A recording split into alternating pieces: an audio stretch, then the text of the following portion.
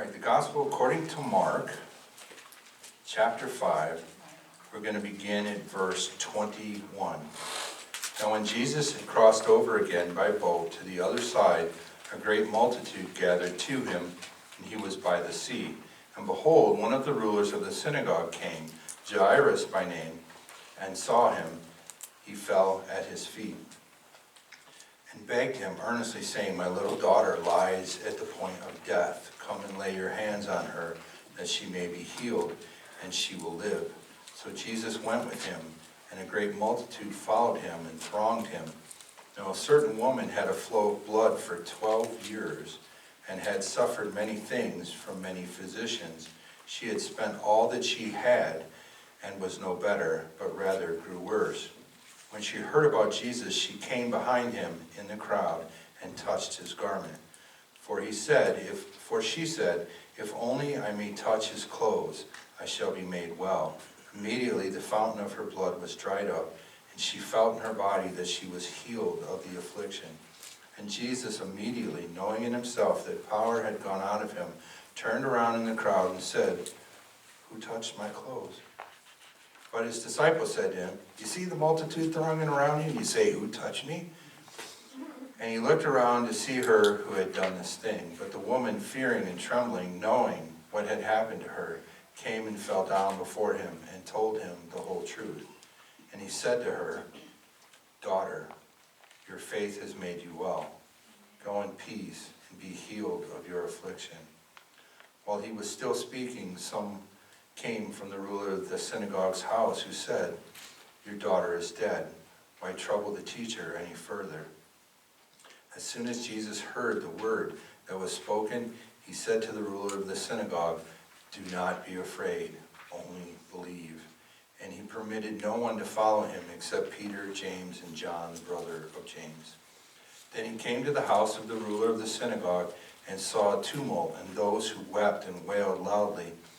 When he came in, he said to them, Why make this commotion and weep? The child is not dead, but sleeping. And they ridiculed him. But when he had put them all outside, he took the father and the mother of the child and those who were with him, and entered where the child was laying. Then he took the child by the hand and said to her, Talitha cumi, which is translated, Little girl, I say to you, arise. Immediately the girl arose and walked, for she was 12 years of age, and they were overcome with great amazement. But he commanded them strictly that no one should know it, and said that something should be given her to eat. This is the word of our Lord. Amen. Father, thank you for the incredible privilege of getting together in your house with your people, to hear your name lifted up and glorified in song and in deed and in word. Lord, you brought us here with a purpose, and I pray that you will work on our hearts, and that you will work what we hear today down into our hearts, so that it's not just idle words that we hear, but it becomes a part of who we are, that we eat Christ through his word, through the filling of our minds and our hearts with your goodness and grace is shown to us through your word, through the experiences of people who really lived and really went through these things and wrote them down so that we could all know of the beauty, wonder, and awesomeness of our Lord and Savior Jesus Christ. All this I ask in the awesome and beautiful name of Jesus. Amen. So, we just spent 5 weeks looking at a period of our hero's ministry in which he is almost being overrun by massive crowds. These massive crowds seem to be different from those who were drawn to him earlier.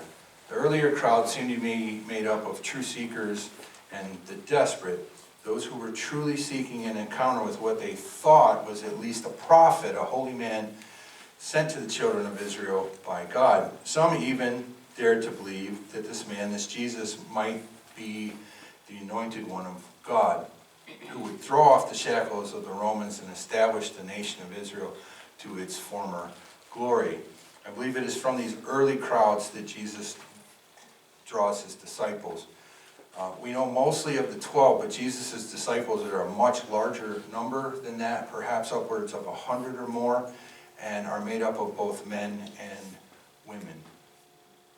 The early crowds were also made up of the desperate, those who were diseased, terminally ill, disabled to the point of being bedridden in some cases, and those afflicted with demon. With the raising of the widow of Nain's son from the dead, Jesus' fame has skyrocketed and spread well beyond the borders of Galilee and Judea. This increased notoriety seems to have drawn a different type of crowd. The crowds seem now to be made up primarily of looky-loos. We don't hear nearly as much about mass healings. And they're made up of critics. While some have wondered aloud if Jesus is indeed the promised Christ, their questions have been drowned out by the Pharisees, who went so far as to actually accuse Jesus of being in league with the devil. Knowing that many within this mass of people were here for the wrong reasons, Jesus changes up his teaching methods and begins to teach in parables. These parables, as we have discovered, are filled with truth about who he is and why he's been sent. And some, we uncovered the amazing love God has for us and what he will ultimately sacrifice to reconcile his creation back to him. Well, while they are filled with truth, the truth is delivered in a veiled fashion. This is deliberate. To those who have a heart sensitive to the things of God, the parables offer them an opportunity to contemplate God's words and come away with glorious truths of what God will accomplish for mankind through the work of his Son, Jesus. But to those who've come to see the spectacle, to those whose hearts are hard to the things of God, they're just riddles. Those who are truly seeking God are Jesus' disciples, and we see that while they do not understand Jesus' parables at first, they show their desire for the things of God by staying after the crowds are dismissed and asking for explanations of Jesus' teachings. So after explaining his major parables, an exhausted Jesus decides to take his disciples on a field trip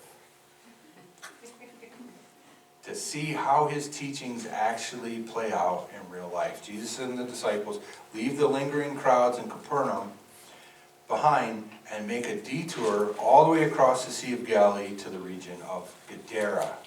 This last week, after being opposed mid-trip by a windstorm, whipped up by the devil in an effort to thwart their trip, and a moment of great doubt and fear by the disciples, they all managed to very safely land on the opposite shore, where they are immediately met by two men who are possessed by perhaps thousands of demons.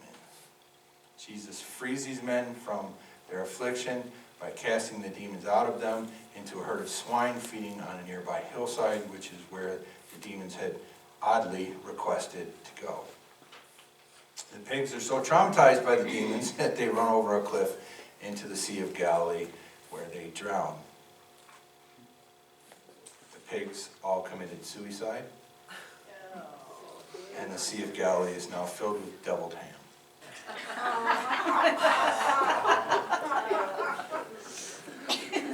That had to be done. I put it off last week.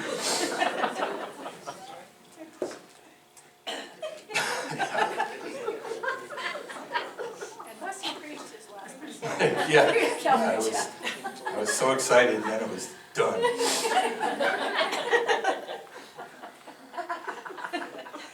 So after that, the people of the region turn out to see what has happened, and in fear, they ask Jesus to depart from their shores, which is really not funny.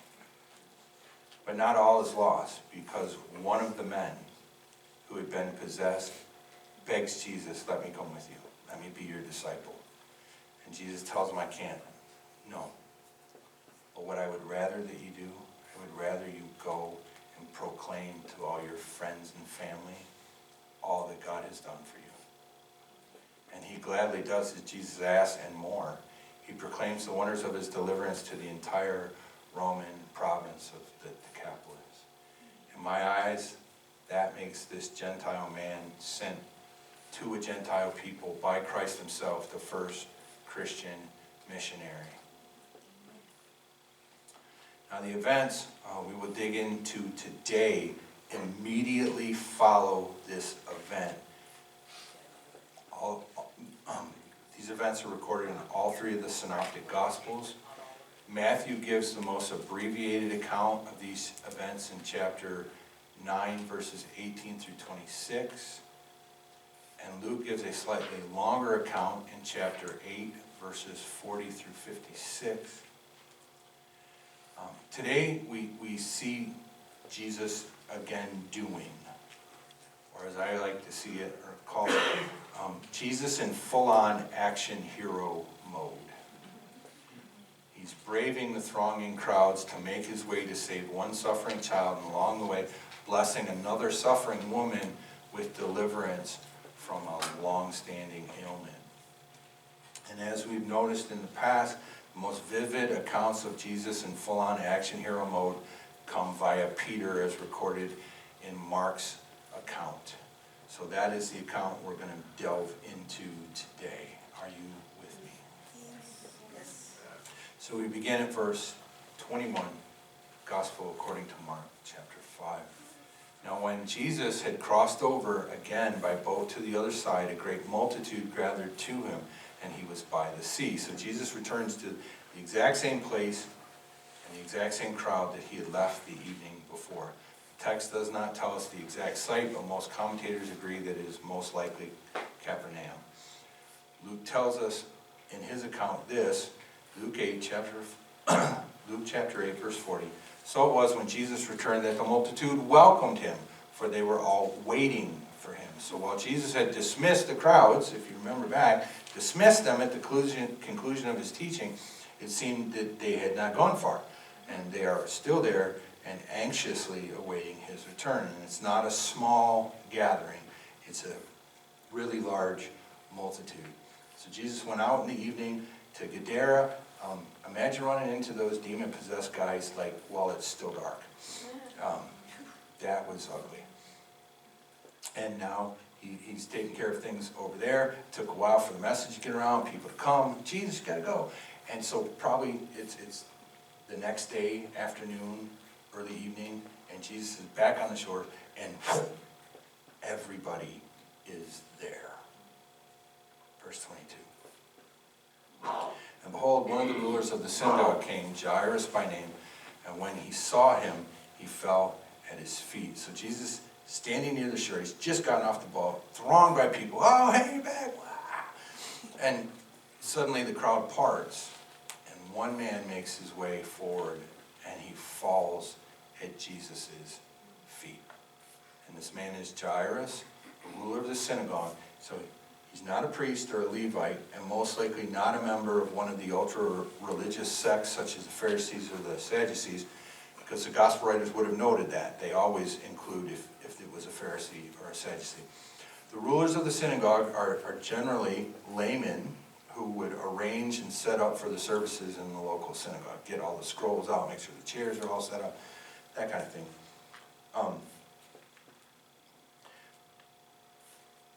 And if we are, in fact, in Capernaum, this would be the synagogue that the Roman centurion had built for the people. Now, this ruler of the synagogue position was often given to wealthy patrons of the synagogue, as in people who donated lots of money or stuff. So this would be a position of prominence and influence.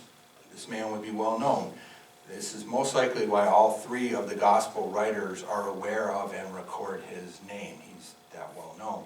Well, not a Pharisee. As a prominent member of the local synagogue, he would have to be on the good side of, if not cozy with, the Pharisees, because they generally held sway in the synagogues outside of Jerusalem. So we have a well-known man in the community who most likely has both money and influence and would be well acquainted with the members of the Pharisee sect. And I would assume then that he is also aware of their views on this upstart troublemaking rabbi from Nazareth. So he's having to walk this line of needing to stay on the right side of the Pharisees to maintain his position within the synagogue and the community. But he's got a problem. He has a really bad need. And yet this man throws himself at the feet of Jesus and puts his standing in the community in jeopardy. And he does not walk up and just ask something. He said, hey, could I trouble you? He takes a position of submission, if not worship, towards Jesus. Verse 23, and begged him earnestly, saying, my little daughter lies at the point of death. Come and lay your hands on her, that she may be healed, and she will live. Now, what would lead such a man to risk all and fall at the feet of Jesus? One word: desperation. The kind of desperation that comes when you have a terminally ill child. He doesn't even ask or request that Jesus come. He begs him earnestly. Come to my home. This man is absolutely desperate. And he believes in the remarkable healing power of Jesus. Come and lay your hands on her that she may be healed and she will live. This is a statement of unwavering faith. We've seen this scenario play out before.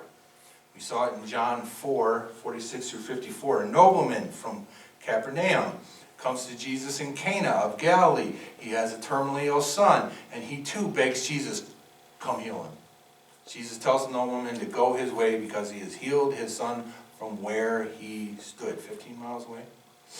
And the man believed what Jesus said and went his way and found that his son had been healed the very moment Jesus told him that the boy was healed. We saw this scenario play out again in Luke 7, 1 through 10. Jesus is again in Capernaum, where he's approached by the city's elders who were sent to entreat him to heal the servant of a centurion who was well liked by the Jews.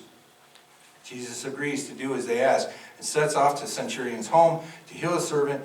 On the way, the centurion sends actual servants who say to Jesus that, hey, I am really not worthy to have you in my home, but I know that you have the ability to just speak it and it will happen.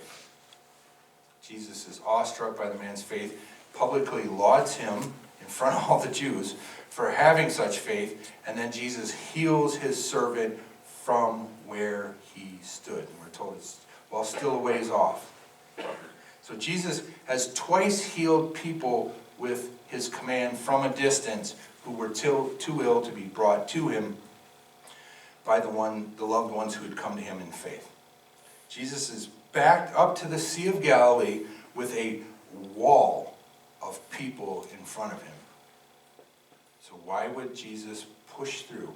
Why would Jesus battle this crowd to make his way to the bedside of one sick little girl when we know he could heal with a command from where he stood? And we'll try and answer that question as we go along in the text. Side note, asking your Bible why is a really good thing to do. God, and thus Jesus, has a plan and a purpose for everything that he does. Nothing God does is frivolous or gratuitous, ever. Discerning the why of God's actions is a view into the mind of our Creator. God created us for relationship. He wants us to love him as deeply as he loves us. And the more we know about him, the more we stand in awe of who and what he is. And I personally believe that awe and wonder is what keeps love alive and fresh. Do I need to know why God does what he does? Is it necessary to know why God does what he does? Can I always know why God does what he does? No. But I know this. I know my heart. And I know that this world is constantly throwing things in my face, things to distract me and draw my focus away from God. So when I ask the why questions, and God through his word gives me a glimpse of himself, and I get to see how perfectly he sees all and knows all, and how his plan for everything is so perfectly laid out and carried out from the very fall to our redemption, it fills me with that sense of awe and wonder that keeps my wandering eyes focused where it should be, squarely on him. And I find a great peace knowing that if God can arrange perfectly the most minute details of all the big picture stuff, then I can know beyond a shadow of a doubt that he will just as meticulously arrange the details of my little life, such that everything works for my good, just as he promised. So I encourage you, family, ask questions of your Bible. Ask questions of the text. You're asking God questions, and he likes that. And search fervently for answers. And if they don't come, wait patiently for the answer. He will provide it. Verse 24. Jesus went with him, and a great multitude followed him and thronged him. The word thronged here is sunthlibo in the Greek. It means to press together, press on all sides. And it's a very intense word. The idea here is that the people are packed in shoulder to shoulder, elbow to elbow, front to back, side to side, like grapes in a wine press. That's what this is indicative of here. This is not where you want to be if you are claustrophobic. It's going to be a really bad day in the middle of all this. Jesus is mobbed on all sides, front, back, side to side. The short journey to Jairus' house would be slow and laborious. Jesus can have crowds parted for him. We've seen it happen. The crowd was parted for him when they tried to push him off the cliff in Nazareth.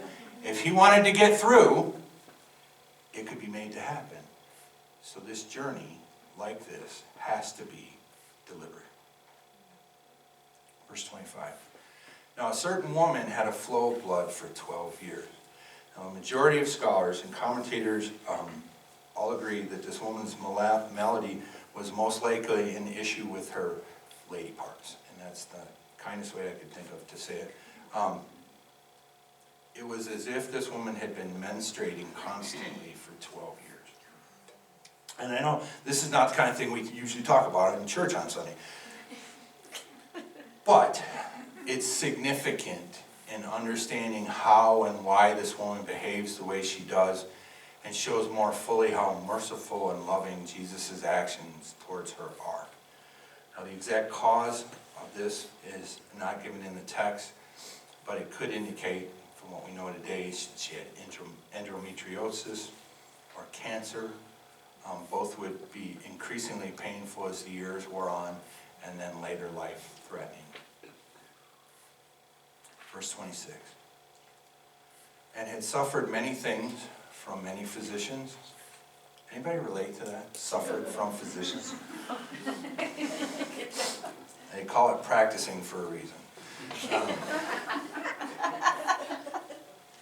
Anyway, she had spent all that she had and was no better, but rather grew worse. So we actually have great health care today. In that day, the name was a complete misnomer. So-called doctors virtually knew nothing about the human body at all, or how it worked. They knew nothing of microbes and diseases and viruses, and they knew nothing. So to say you were a physician and providing health care back then was just a joke. The physicians this woman turned to were often nothing more than herbalists who would have plied her with some folk medicines or some rituals which had no actual effect on her condition. Whatever means this woman had once had are now all gone. She has spent all that she has had trying to be cured of this condition. And all of her efforts have produced no results. In fact, she's getting worse, we're told. This woman is broke and desperate to be healed. Verses 27 and 28. When she heard about Jesus, she came behind him in the crowd and touched his garment. For she said, if only I may touch his clothes, I shall be made well. So this is both a statement of and a great act of faith. It does not say that she saw how Jesus had healed others in the crowd. This woman had merely heard about Jesus, and yet somehow she knows, this is the guy. This is the guy I have to get to. This is the one.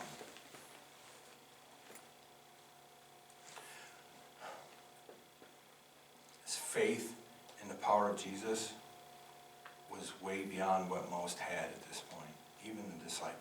Jairus, like the nobleman before him, thought Jesus needed to come and touch his daughter. But for this woman, she had no need for him to touch her. Jesus did not even have to look at her.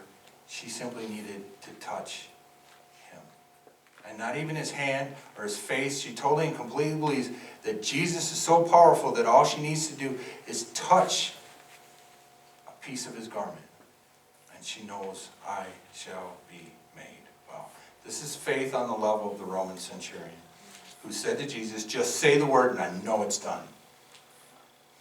Now the same crowd that Jesus is making his way through also now stands between this woman and Jesus.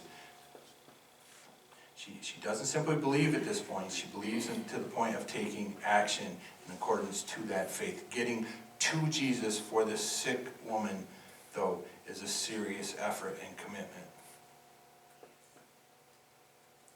Now, this is something that a woman like this would not even attempt.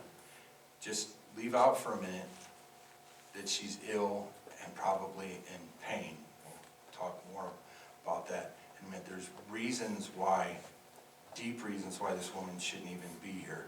A woman like this would not even attempt to make her way unto Jesus under these circumstances unless she was absolutely sure that when she got to him, she would indeed be made well. This is the kind of faith that if she got to Jesus and wasn't made well, would probably break her. The woman did not possess faith. She was so sure, did not just possess faith, she was so sure that she acted on it despite the huge obstacles that are in front of her, this massive pressing in cloud. Now notice that she approaches Jesus from behind. Two possible reasons why. One, this was her only means of approach. The only way to get to Jesus was in the wake, as he and his disciples wedged their way through the crowd. Or two, she approached Jesus from behind out of shame and fear. Why would that be? We're going to talk about that too in just a moment. Verse 29. Immediately the fountain of her blood was dried up, and she felt in her body that she was healed of the affliction. Now imagine what that must have been like.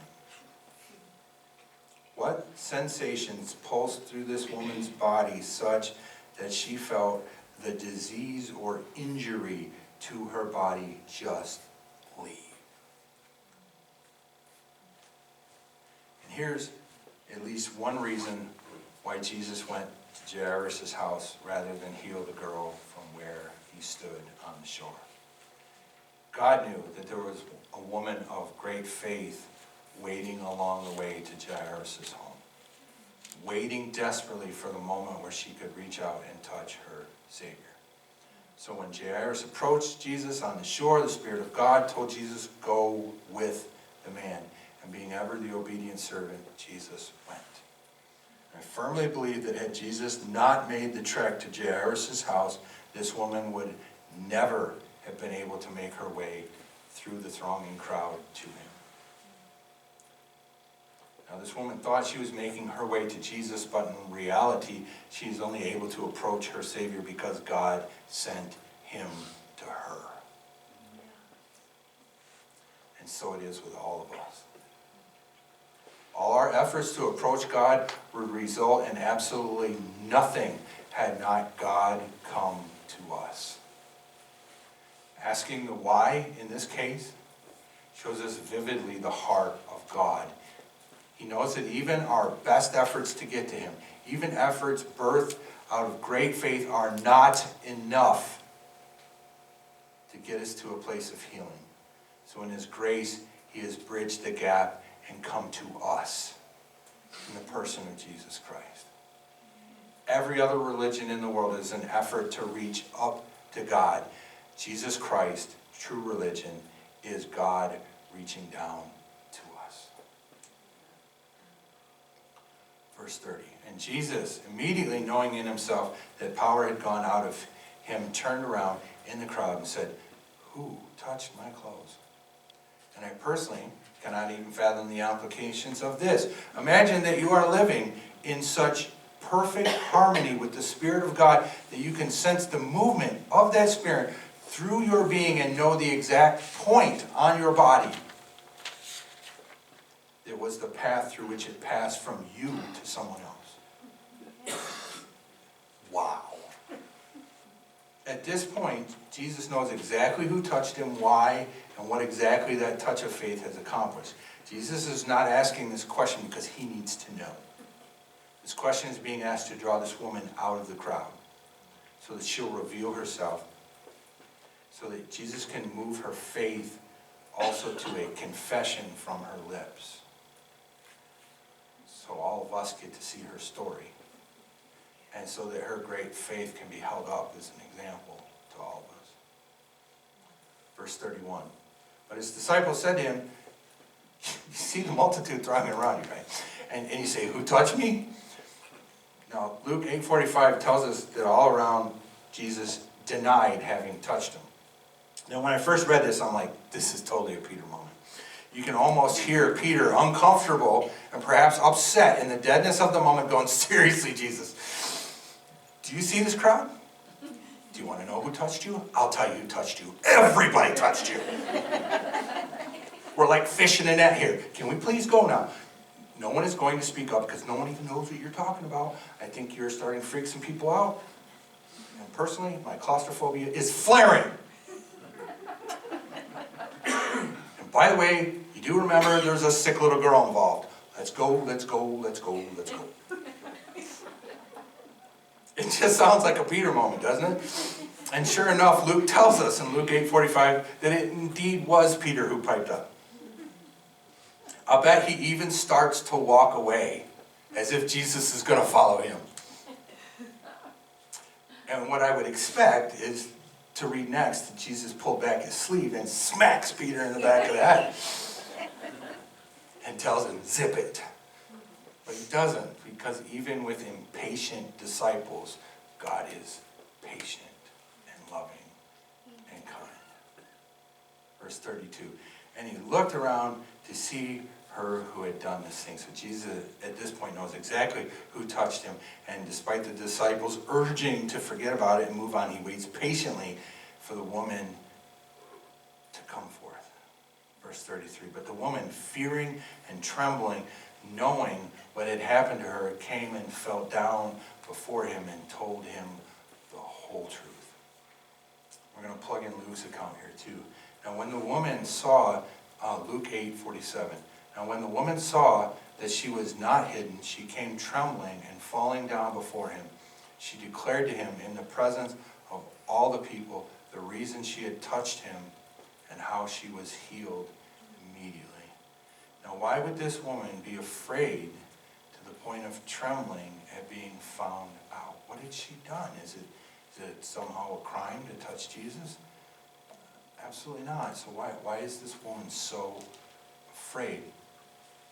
Because under the law, she had no business being anywhere near this crowd, let alone deliberately touching Jesus or accidentally touching anybody else in the crowd.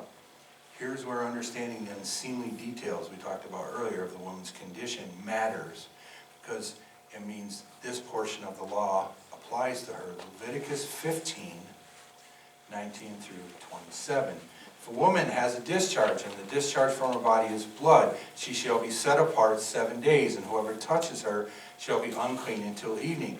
Everything that she lies on during her impurity shall be unclean. Also everything that she sits on shall be unclean. Whoever touches her bed shall wash his clothes and bathe in water and be unclean until evening. And whoever touches anything that she sat on shall wash his clothes and bathe in water and be unclean till evening. If anything is on her bed or anything on which she sits, when he touches it, he shall be unclean until evening.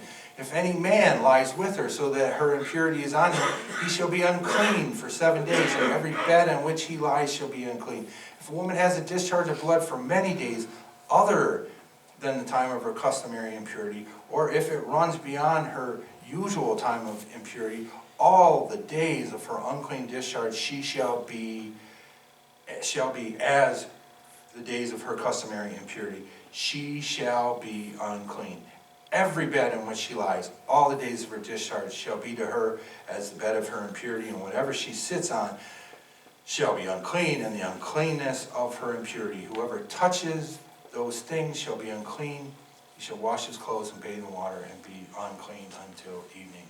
Socially, under the law, this woman's status, because of her condition, was just above that of a leper.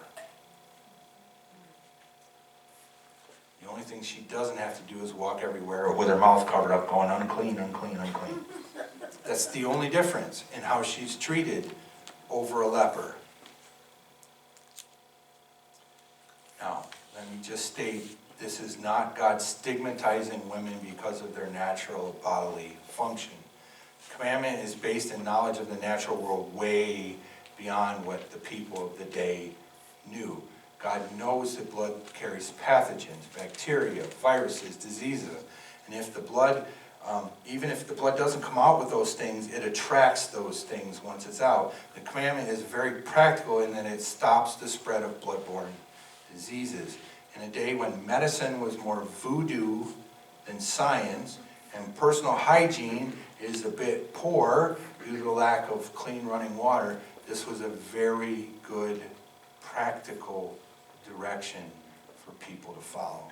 God knows what he's doing. So this woman had knowingly made every person that she came in contact within this pressed-in multitude ceremonially unclean, and she feared that if anyone found out, she would be subject to persecution or prosecution by the religious leaders of the community. But this gives us a look into the woman's life and mindset. This may be why the woman approached Jesus from behind, because she was ashamed and she knew that she was not supposed to be there in that crowd. That's how desperate she was. Now, because sexual relations would have been forbidden while she was in this condition, and because Jewish Pharisaic tradition commonly encouraged, hard to believe, but Pharisaic tradition encouraged divorce if a couple of childbearing age could not produce offspring. There's a problem with one of you. So her condition may have prevented her from marrying or had ended a marriage. And this woman, on top of all that, would make anyone who touched her ceremonial unclean. So this broke woman, racked with pain, had been ostracized and deprived of physical human contact for 12 years. Humans are built by God with a need for physical contact with other human beings. People deprived of human touch literally go insane. Babies who do not receive enough touch from their parents or another human being during their early infancy become developmentally challenged and have mental issues which follow them for the rest of their lives. This is a fact. This woman dealt with that. She also faced the stigma within the Jewish community of never having been married, or worse yet, to have been divorced. She's a spinster or a divorcee. This woman's agony went so far beyond her physical infirmities and included emotional suffering that few of us can comprehend. And here this poor woman is trembling with fear. She falls at Jesus' feet and confesses all of this to him in front of the entire crowd, who by this point must be standing around in slack-jawed silence. Verse 34. And he said to her, "Daughter, your faith has made you well. Go in peace and be healed of your affliction." I want to include Matthew and Luke's accounts here too. Matthew 9:22. But Jesus turned around, and when he saw her, he said, "Be of good cheer, daughter. Your faith has made you well." And the woman was made well from that hour. In Luke 8:48, he said to her, "Daughter, be of good cheer. Your faith has made you well. Go in peace." Jesus has at this point every right under the law on behalf of himself and everyone in the crowd that she has come in contact with to openly rebuke this woman. And by her behavior, I think we can safely say that that was exactly what she was expecting to happen. But Jesus instead greets her with a loving title of endearment, daughter.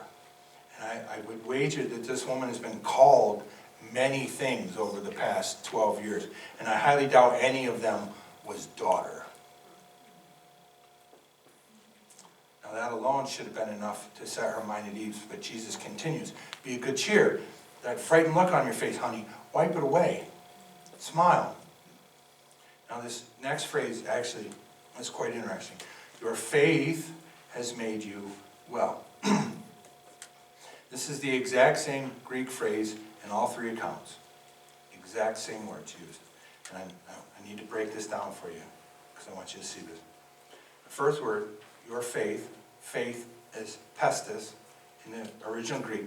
A conviction of the truth of anything, belief in the New Testament of a conviction or belief respecting man's relationship to God and divine things, generally within the included idea of trust and holy fervor born of faith and joined with it.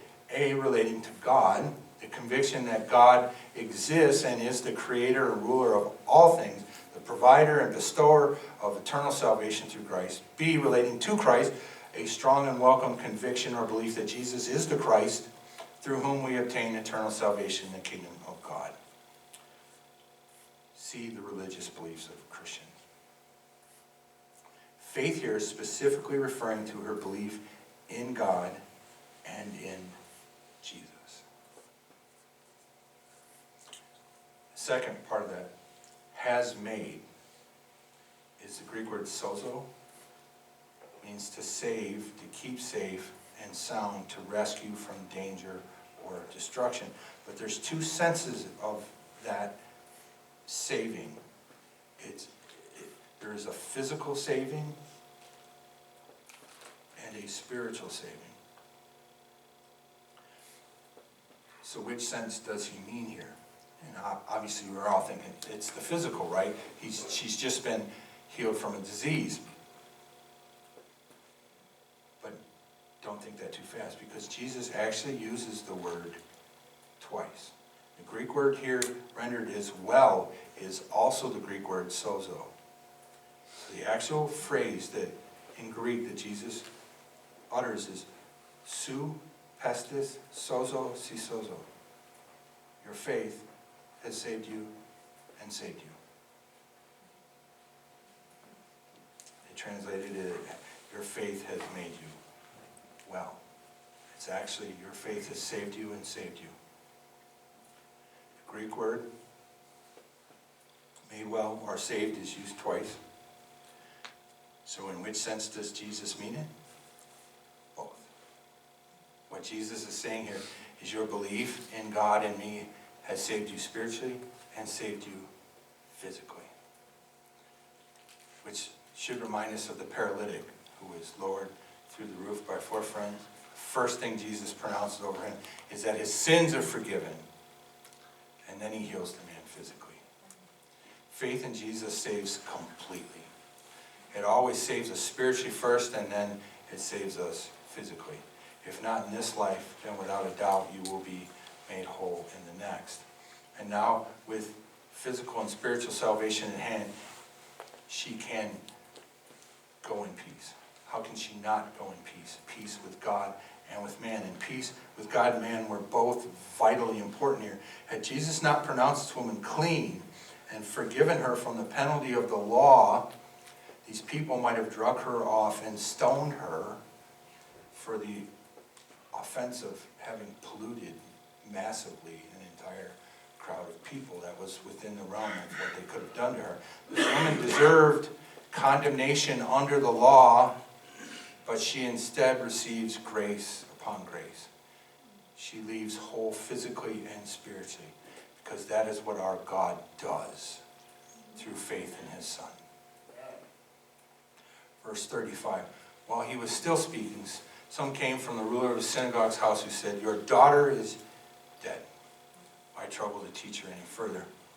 So as Jesus finishes his interaction with the woman, seemingly dreadful, horrible news has arrived.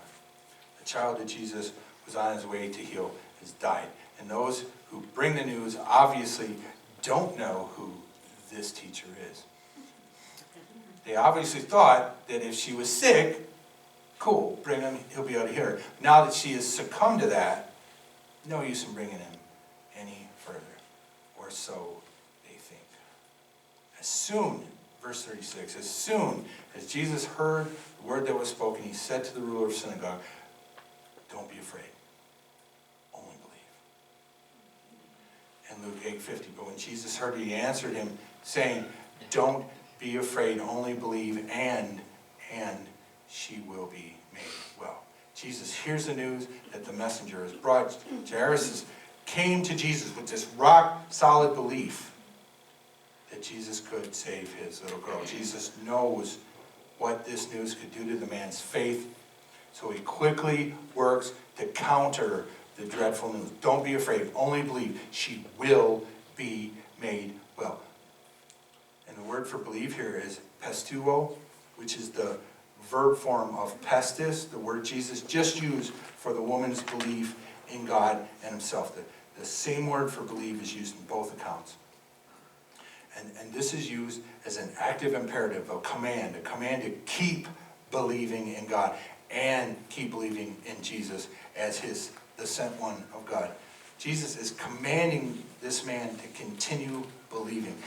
You came to me with rock-solid belief that I could heal your little girl. Don't stop that. Keep right on believing. If you hold on to that same faith, the circumstances don't matter. I was coming to do this thing. I said I would do it. I will. I can overcome even this if you will just believe. This news is merely a temptation to stop believing in God and his Christ. And here we see Jesus battling to preserve a man's faith in him. And we can expect the same. Jesus is actively working in your life.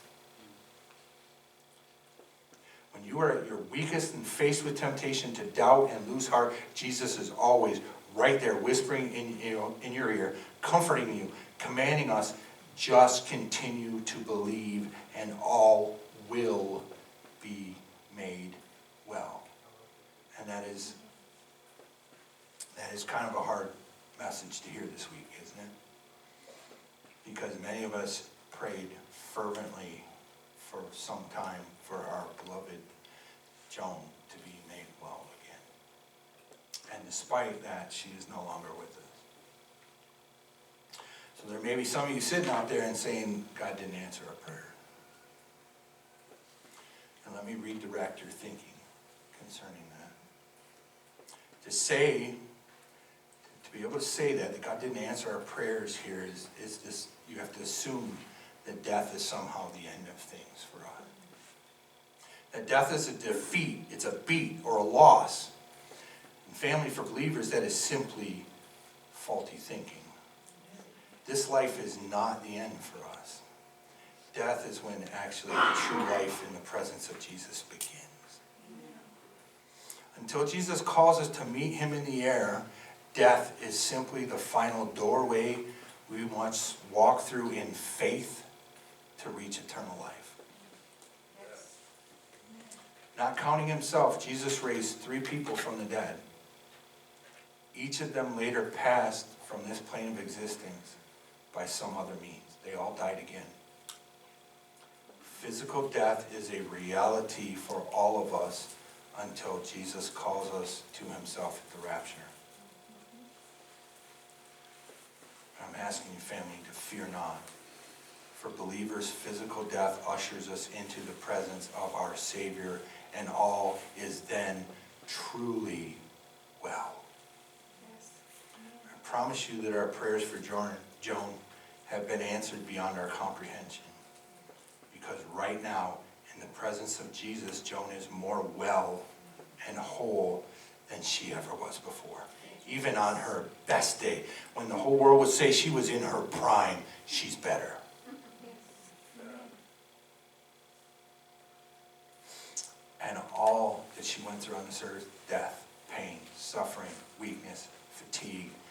helplessness of aging will never touch her again. For followers of Jesus, death is not loss. It is the ultimate victory. Family, comfort one another with that great truth. Verse 37. And he permitted no one to follow him except Peter, James, and John, the brother of James. So this is, at this point, and it sounds like there's still some distance from the house. Maybe to make it faster through the crowd, he just grabs 3 of his guys and said, the rest of you stay here. This is the first time we see Peter, James, and John being called to accompany Jesus while the rest of the 12 are left behind.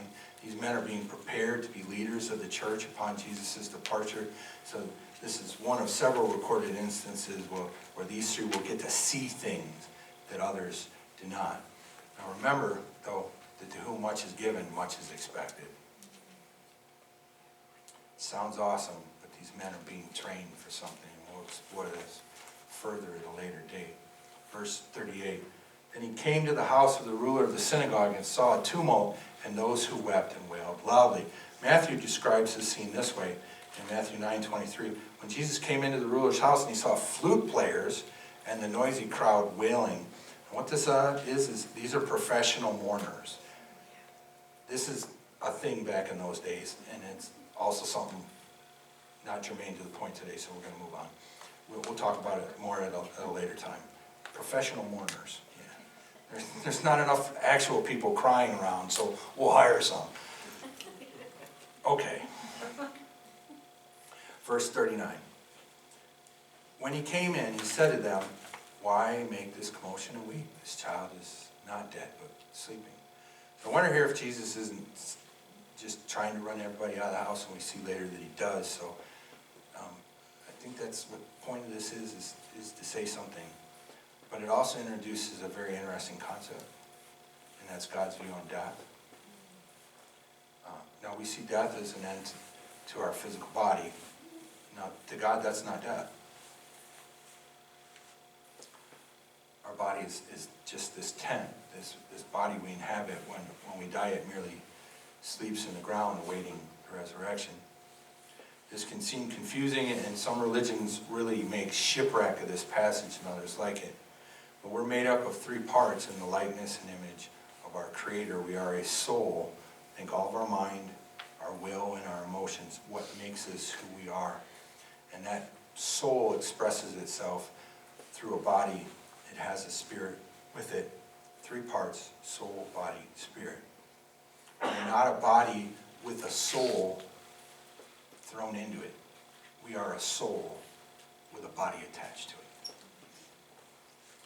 When we die physically, our body ceases to function, but the soul lives on. It is eternal, like the image that we were created in.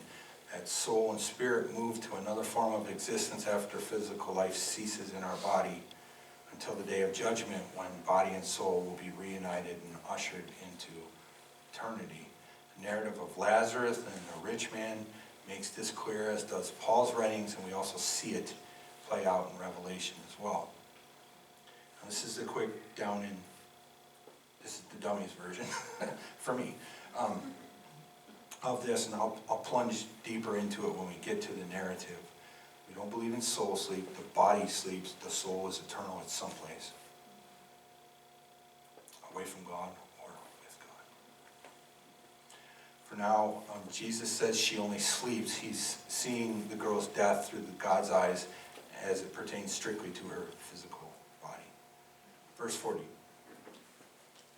And they ridiculed him, but when he had put them all outside, he took the father and the mother of the child and those who were with him and entered where the child was lying. Now, the mourners think that Jesus, what he said is laughable. They may not understand what Jesus is saying. I doubt I would have understood what Jesus was saying, but rather than acknowledging who Jesus is and asking him, what do you mean by that? They ridicule him. Now imagine trying to walk that back on Judgment Day. They're ridiculing Jesus. Jesus is undeterred. He has no time for these people. It drives them out of the house. But notice the about face. One minute he is driving the scoffers from the house, and the very next he's leading those who have come to him in faith and those who have given their lives to following him gently into the next room so that they can witness the miracle he's about to perform. Jesus is simultaneously, almost in the same breath, angry at sin, and yet in love with and lovingly caring for other committers of sin who have come to him in faith. Verse 41. Then he took the child by the hand and said to her, Talitha Kumi, which is translated, little girl, I say to you, rise. So we know Mark's primary audience for his gospel is Greek. Jesus was raised in a region that spoke Aramaic, and thus his native language. Most likely what he was speaking at this moment was Aramaic. And I'm positive he was equally fluent in Hebrew as well, which he probably spoke while he was in Jerusalem. Sometimes there's no exact Greek translation for what Jesus says in Aramaic into Greek. So Mark simply transliterated, made the sounds of what Jesus said, and then takes the time to explain what it means for his intended audience. In this case, Talitha Kumi, little girl, I say to you, arise. Verse 42. Immediately, the girl arose and walked, for she was 12 years of age, and they were overcome with great amazement. Now, in my mind, what I hear is Talitha Kumi, spoken by Jesus in the softest and most loving tone of voice that anyone could ever possibly imagine. I could be wrong about that. And even if it was in that tone, what was said was a command. He didn't go, hey, I heal you. Want to get up? He said, little girl, arise. And with the command of Jesus, the power to carry out that command comes with it. And the little girl does as he's commanded her. Mark tells us that they are overcome with great amazement. This is probably one of those times where it's simply impossible to capture with words in any language what was happening mentally and emotionally with these people. The words of Mark here, and they were overcome with great amazement, may qualify as one of the greatest understatements in the history of the world. Verse 43. And he commanded them strictly that no one should know it, and said that something should be given her to eat. Jesus misses no details in this little girl's needs. She's probably been ill for several, if not many days. It could have been weeks or months. The last thing you want to do when you're ill is eat. So this vibrant 12-year-old girl who starts walking around is probably not eating anything in days. And her parents the girl's hunger is probably not even in the top 500 things that they are thinking about at this moment. So Jesus goes, get the poor girl a sandwich. He just shifts in the middle of it all. Jesus is vitally aware and makes provision for our every need. Absolutely no detail, no matter how small, flies under God's radar. He's the God of wonders, He's the God of miracles, and He is the God of details. Yes. Amen. So, as He often does, Jesus charges those present to not speak of what they have witnessed. Word gets out anyway. Matthew 9:26 tells us, and the report of this went out into all the land. Jesus knows this is going to happen. Even if those who witness it that He charged not to tell about it do what they're asked, when the scoffers outside see the little girl playing in the yard next week, people are going to talk. It's just going to get around. So what do we see this week? Three things that I think we can safely draw from this passage. One, what draws people to Jesus is desperation.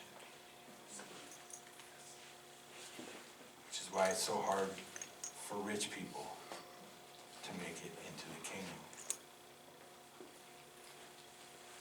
Desperation when we reach the end of our rope, when we realize that we have gone as far as we possibly can on our own steam, is what leads most people to Jesus. Jairus and the woman had both reached the end of their own resources. There was nothing left but to look to God. Reaching desperate straits in your life is not God turning his back on you. He has allowed this hardship to come into your life. He is by design taking you to the end of your own means so that you have no choice but to look to him for deliverance.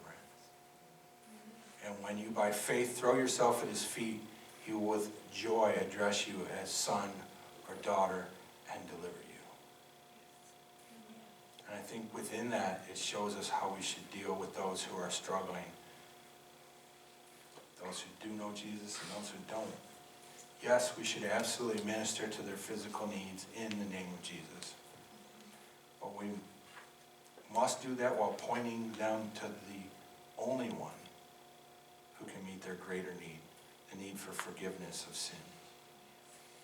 Now, their struggle may appear to be physical in nature, but underneath every physical struggle is a spiritual need that God is trying to get them to see through their physical need. True ministry like Jesus did it, addresses both their physical needs and the deeper and far more important need for faith in him. Second thing, draw out of this. Everyone needs faith. No one can receive anything from Jesus except through faith. And I underline and emphasize the word everyone. The two people who received miracles from Jesus here could not have been more different. One was a broken, destitute, outcast woman. She received from Jesus because she had faith in him and the one who had sent him. The other is a well-known man of means, who on the surface had it all, and in his hour of need, he received from Jesus because he came to him in faith. The man was even given opportunity to doubt, and we saw Jesus spring into action to prop that man's faith up when all seemed lost. What if he had stopped? What if he'd gone, no, Jesus, I don't need you, and run off crying into the crowd? Or gotten angry. You didn't come fast enough. You stopped to play with this and walked away. Nothing would happen. And you kept that faith because Jesus worked on it. Yes. God loves and responds to faith in him and in his sent one, Jesus Christ.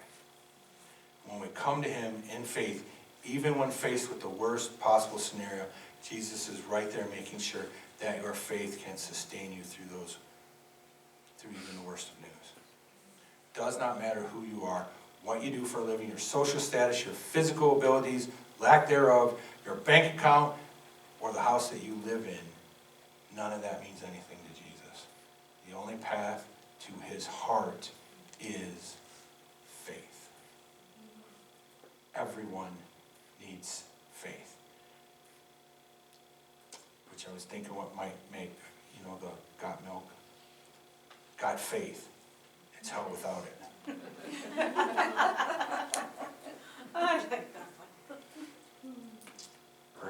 Final point I want to send you off with.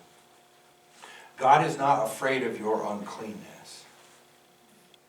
We know that the woman with the issue of blood, according to the law, would make anything she touched unclean, just like she was. That was the basis of the entire Mosaic law. Coming in contact with something that was unclean made you unclean. It never worked the other way.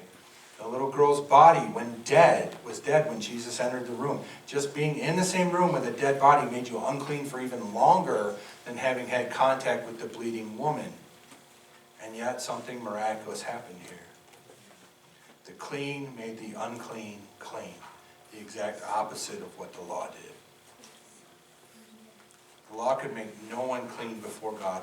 The law only serves to point out your uncleanness. Serves to point out how sinful we really are. Jesus can do what the law and law-keeping cannot. He can make us clean and holy before a righteous and holy God. That's good news, isn't it? So are you desperate to be made well? Come to faith. Come to Jesus in faith, just as you are, in all your desperate brokenness. Nothing you have done will shock him. He is not afraid of your sin because he's already overcome it. When you come to Jesus in faith with a word, he will take your uncleanness away, making you a son or a daughter of God, who can stand before that holy and righteous God clean, as white as snow. Get this, as righteous in his eyes as Jesus is. That's really good news, family. Amen?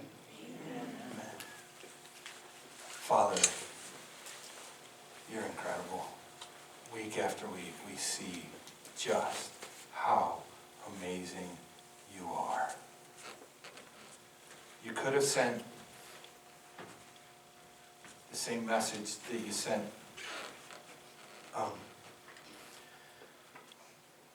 your prophets with, turn or burn, and left. Instead, you over and over again showed us how much you love us. Jesus' entire life is a love story to all of us. This is how much I love you. This is how much I care about you. This is how much I want to save you. Will you give your life to me so that I can? I pray, Lord, that if there is a single person here today who does not know Jesus as Lord and Savior, that today would be the day that changes. That here in this season where we remember your coming to us, the beginning of your hands-on rescue plan for mankind, beginning, that this would be the time that people see their need for you and run to meet you. That they run to find you and place their faith and their life in your hand. Lord, help us to carry this message out into the world. We may not get them all inside these doors, but we can meet them out there and share this incredible message with them. And we pray, Lord, that your Spirit goes with us and makes that sharing and telling effective and changes hearts and adds to the kingdom every single day. And all this we ask in the beautiful, holy name of Jesus.